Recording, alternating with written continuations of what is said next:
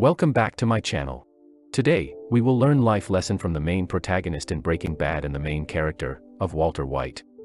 Whether you watched Breaking Bad for fun and did not take it too seriously, or you were a die-hard fan who took note of the show's every hidden message, there is no denying that the protagonist Walter White has plenty of life lessons to offer.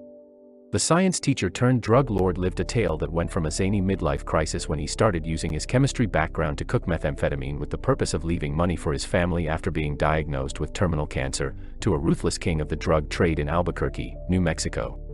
It became an intriguing story much more complex than it first seemed, and over time, viewers picked up on many so-called life lessons that could be taken from Breaking Bad, some subtle, some not so much.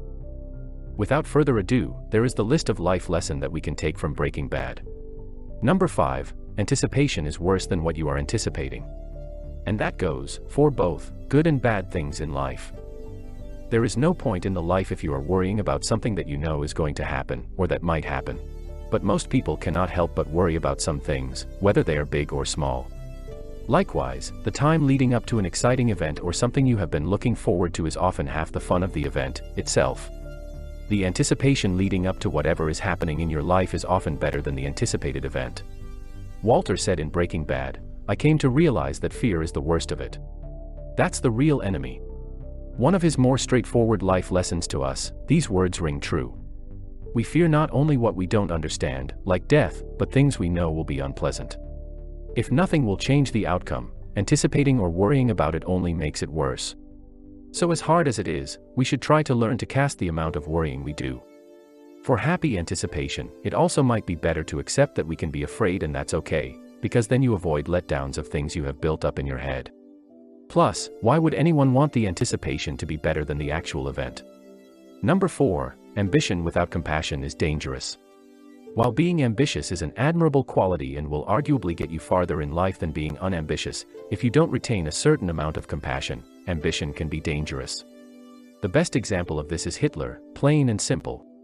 The man had not an iota of compassion to be found in his heartless soul, or he wouldn't have organized the mass murder of millions, obviously. There is little else to be said on this point, because it is glaringly obvious that everything, ambition included, needs boundaries. If Walter had compassion, he would not have let Jane choke to death, which is only one example of his lack of compassion. Ambition can consume a person, as it did Walter. If we are not careful, our personal ambitions can hurt others, and cost us greatly. Walter was an extremely ambitious man, too much so. In the end, it was this ambition, along with his pride, that was his downfall. Some have said that the moment Walter left a bloody handprint on the metal mixer before falling to his death is the perfect reminder of what ambition without compassion will get you, and that it should be a warning to us all. Number 3, we all have a dark side. Usually, most people do not see the dark within us, because we suppress it. Suppressing it is what makes most of us good people. But no person is all good, all the time. We all have bad parts, but unless you know someone very well, that is typically not what we choose to show the world. The benefit of television and movies is that we get to see people, albeit fictional people, unless it's a reality show, but even then, the reality is questionable when they are alone, or letting their inner darkness show. In Breaking Bad, all of the characters have a dark side, some more than others. Marie is a shoplifter, Hank is a racist, Skyler has an affair and smokes around her baby, and Todd is just plain messed up. But even these transgressions do not make them truly bad people. While it is possible to be a wholly bad person, for example, a sociopath, it is impossible to be a wholly good person. To be perfect is to be inhuman. Number 2, there is such a thing as a point of no return. And in addition to the so-called point of no return, people often experience in their lives a specific moment they can pinpoint as the moment that would divide their lives into the before and the after. For Walter, some have asserted that this moment was when he let Jesse's girlfriend Jane die.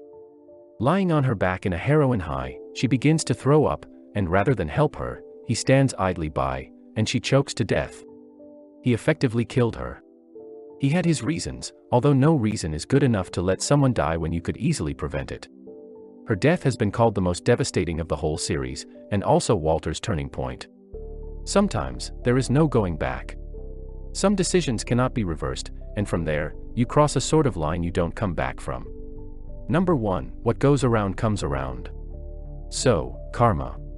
Breaking Bad is all about this fun life lesson, although in real life karma, should it exist, is not so clear-cut and obvious. Some of examples of karma in the show are as follows. Combo stole the RV and was shot dead. Crazy 8 betrayed Emilio and was strangled to death by Walter.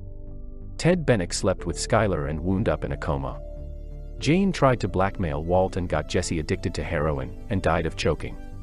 Todd Alquist killed the motorcycle kid and tortured Jesse, and was strangled to death by Jesse.